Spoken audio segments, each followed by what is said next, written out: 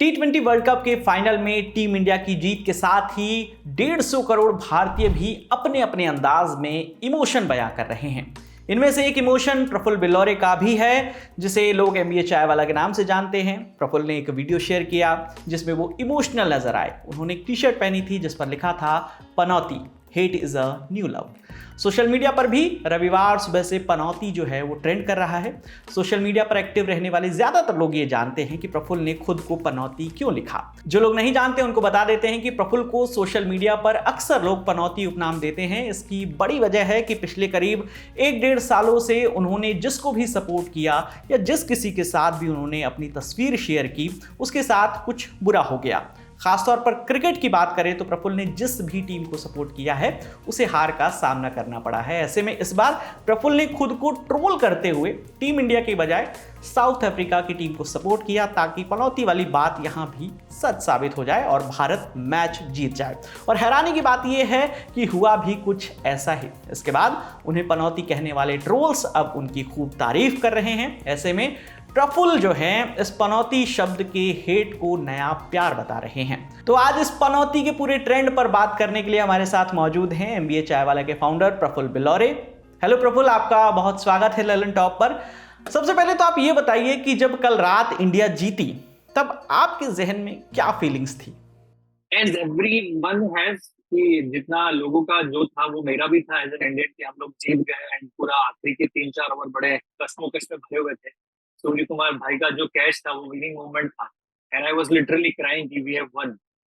Although अगर वो मेरा पनौती वाला चीज को हटा भी दे तो as an Indian I was feeling the greatest feeling I had in years, क्योंकि हम लोग बहुत सालों से वेट कर रहे थे कि इंडिया वर्ल्ड कप जीते। और specially I am a big fan of Rohit Sharma, Virat Kohli. तो उनकी जीत मेरी जीत है और मेरी जीत देश की जीत है और देश की जीत की जीत है, तो इट वाज वेरी म्यूचुअल। अच्छा, आपकी आंखों में हमने आंसू भी देखे। आपने जो वीडियो शेयर किए उसमें आप बड़े ही भावुक नजर आ रहे हैं। आपने एक टी शर्ट भी पहनी थी। क्या था वो मोमेंट, उसके बारे में बताइए। From last 48 hours I was trolled like anything. मुझे बहुत ट्रोल किया गया। तो ऐसा ट्रोलिंग मैंने मतलब कई दिनों से, मैं पिछले 1.5-2 सालों से व्यक्तिगत जीवन में, व्यवसायिक जीवन में और देख रहा हूँ, झेल रहा हूँ, पर कुछ एक्सट्रीम ही होने लग गया था। तो मैंने को आई नीड टू इधर डिफेंड इट और रिटेलिएट करना पड़ेगा।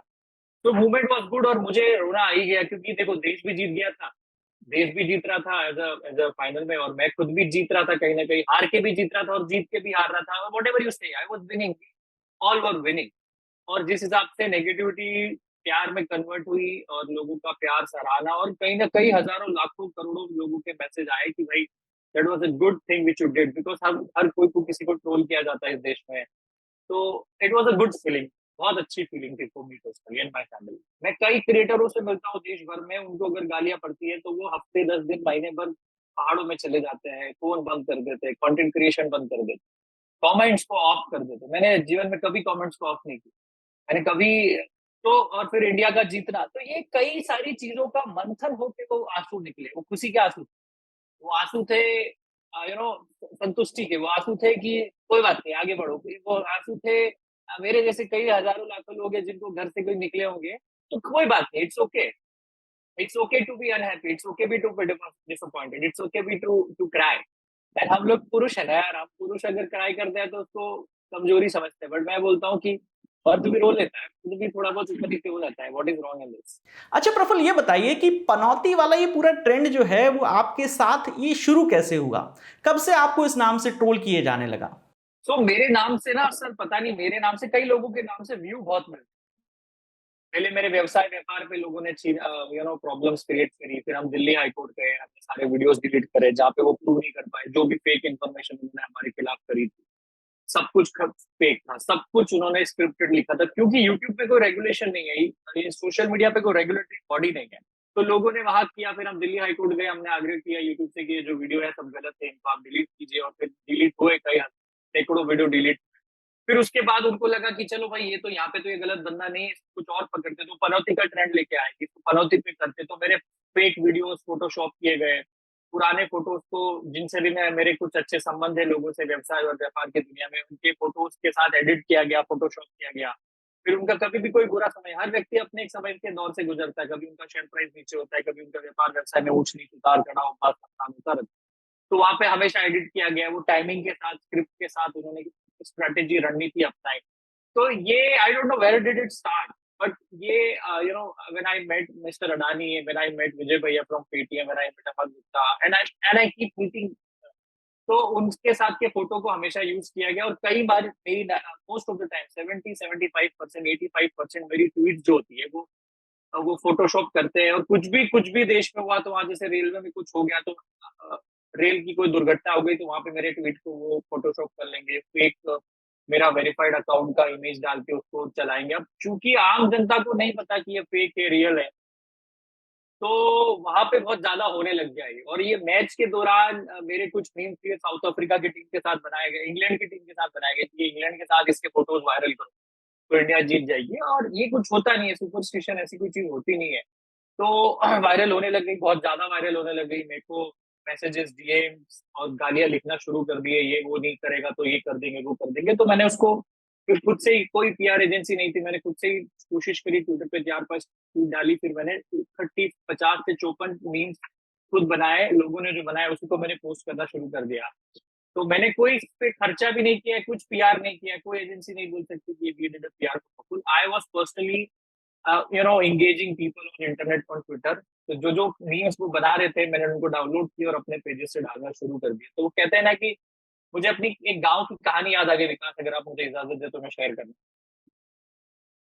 मेरे गांव में एक लड़का था विनोद करके, वो थोड़ा सा मोटा था, तो उसको लोग चिढ़ाते थे बाटी बाफला करके। तो हमारे गांव में वो सबके पास गया और बोले आज के बाद मुझे ये शब्द नहीं तो मैं आपसे बात नहीं करूंगा। उसने ये एक्सरसाइज 3 महीने कही है, और आज मुझे याद है, आज कोई उस नाम से जानते नहीं, सब उसको विनोद देवड़ा के नाम से जानते।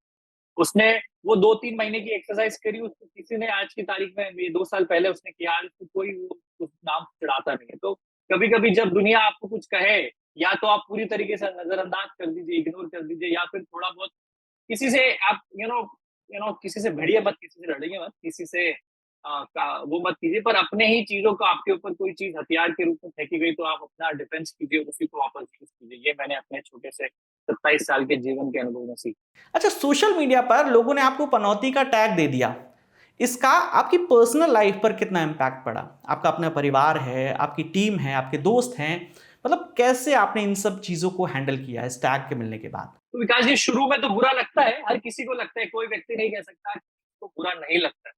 शुरू में, जब बहुत शुरू में आपके जीवन में ये सारी चीजें से आप रूबरू होते हैं या उससे लड़ते हैं, पर फिर बाद में उसको फन की तरफ लिख लेते हैं। मेरे परिवार में हर लोग मुझे बोल देते कि आज बारिश हो रही है, खाना तीनों ने लगा दिया, अगर तो जल्दी आ जाता तो बारिश नहीं होती। तो they take it as a fun now, even I personally take it as a fun. So वही है ना कि लाइफ में आपके साथ कुछ भी हो, कुछ 24 घंटे, 48 घंटे, एक हफ्ते के लिए आपके शायद दुख उसका झेल लो, पर बहुत समय तक उसकी गठान बांध के रखना अपने ही जीवन को व्यर्थ करना है, मुझे ऐसा लगता है। तो मेरे परिवार भी मेरा मजाक उड़ाता है, तो फिर अब मजाक मजाक नहीं रहा, तो अब हंसने और खिलखिलाने का एक मौका मिलने लग गया, क्योंकि आज की इंटरनेट की दुनिया में इतना स्ट्रेस, इतना डिप्रेस और वर्क लाइफ बैलेंस की होड़ में हम लोगों को अगर कोई भी एक कारण मिल जाता है खुश होने का और चेहरे पे स्माइल आने का और हमारी बत्ती दिखाने का, तो इससे अच्छा सौभाग्य क्या हो सकता है किसी के लिए। प्रफुल्ल, इन ट्रोलिंग के बीच कभी कोई ऐसा मोमेंट भी रहा जब आपकी आंखों में आंसू आ गए हों? कभी अकेले में रोने का मन किया हो, ये सोचकर कि मुझे लोगों ने क्या बना दिया? विकास जी, कैसा होता है ना, मैं बड़े मध्यम परिवार से आया हूँ। मेरे पिताजी किसान हैं, मैं ठेला चलाता था 3 साल और एमबीए ड्रॉप आउट जब किया था, तब भी मेरे लोग, मेरे रिश्तेदार, मेरे दोस्त, मेरे एमबीए के सहपाठी खूब मेरा मजाक उड़ाते उनके ग्रुपों में कि हम तो एमबीए कर रहे हैं बड़े कॉलेज से, तू चाय बना रहा है। मैं शादियों में चाय बनाता था, 2017, 18, 19 की बात है। तो मैं तब से ये सारी चीजें झेल रहा हूँ, कहीं ना कहीं कारण बदलता गया, सब्जेक्ट बदलता गया, पर ऑब्जेक्ट सबका सेम था कि इसके मजाक उड़ाना। तो मैं तो ऐसा कहता हूँ कि जीवन में आपका मजाक उड़ता रहेगा, बस कारण बदलते रहना चाहिए और कारण बड़ा होता जाना चाहिए, पहली बात। दूसरी चीज कि जब अकेले रहते हैं तो ये चीज आती है ख्याल में, फिर अपने आप को एंगेज कर लेते हैं किसी कर्म में, किसी काम में, किसी कोई क्रिया में। तो मन को क्या है, मन चंचल है, मन को नियंत्रण करना पड़ता है, मन को कहीं ना कहीं राइट लेफ्ट लेके जाना पड़ता है। तो होता है कभी कभी डाउन हो जाते हैं, बट अब मजबूत होने लग गया हूँ मैं, अब विल पावर थोड़ी स्ट्रांग हो रही है और होगी मजबूत समय के साथ। और अभी तो 27 साल की उम्र है, खूब आगे जाना है, अगले 25-50 साल देश के लिए और खुद के लिए काम करना है, मेहनत करना है।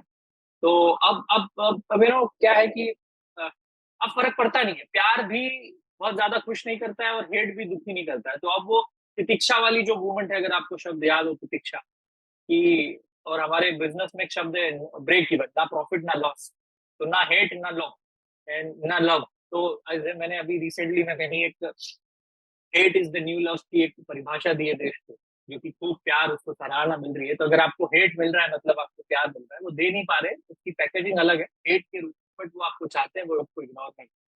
अच्छा प्रफुल्ल, एक बात बताइए, आपके जहन में ये आइडिया कैसे आया कि इस T20 फाइनल में इंडिया की बजाय साउथ अफ्रीका की टीम को सपोर्ट किया जाएगा? क्या इसके पीछे कोई पीआर स्ट्रैटेजी थी या कोई एजेंसी थी? मैं again I'm telling, not a single PR agency was for me, and I was doing it just for an exercise of fun on Twitter। तो मैं रात को 10 से 12 ट्विटर पे आ जाता हूँ, दिन में मैं ट्विटर नहीं चलाता हूँ, मेरी टीम चलाती है। तो उस समय बहुत मीम बनने लग गए अफ्रीका को लेके कि प्रफुल्ल तू एक काम कर, तू तो अफ्रीका के ये मीम्स बनाने लग गए, वो डालने लग गए, उस पर गाली आने लग गई कि अगर तूने इसका सपोर्ट नहीं किया अफ्रीका करके तो हम देखो पनौती, हम देखो ये करेंगे, धमकी आने लग गई, मारने की। आई हेट समटाइम्स पीपल की द वे दे राइट। कुछ लोग बहुत ही गंदा, उनको नहीं पता वो क्या लिखते हैं, उन्होंने इतना मुझे वो किया। तो मैंने कहा यार एक काम करते, इसी को हथियार बनाते हैं, इसी को यूज करते हैं और डालना शुरू करते हैं, और फिर लोगों का प्यार शुरू हो गया। Hate and love mix, hate and love mix. तो पहले हेट ज्यादा था, लव कम था, फिर लव ज्यादा होने लगा, हेट होने लगा, फिर एक मोमेंट आया कि लव ही लव हो गया, हेट तो था ही नहीं।